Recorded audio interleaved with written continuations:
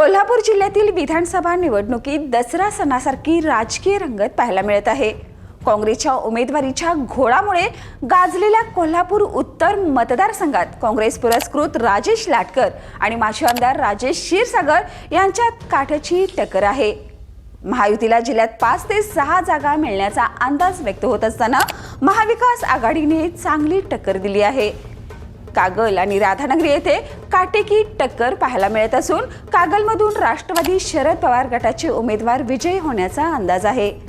राधानगरीत माजी आमदार के.पी. पाटील पुन्हा गड राखण्याची शक्यता आहे।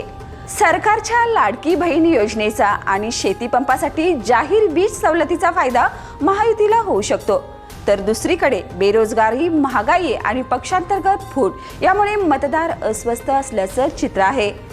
कोल्हापूर उत्तरमधील कसबा बावडा परिसरात काँग्रेसचे जिल्हाध्यक्ष सतेज पाटील यांचं वर्चस्व असून येथील निकालावर निवडणुकीचं अंतिम चित्र ठरेल। बावड्यातील मतदान यावेळी 75% पुढे गेल्याने हा मतदारसंघ निर्णायक ठरणार आहे। जिल्ह्यातील एकूणच अंदाज पुढील प्रमाणे आहेत।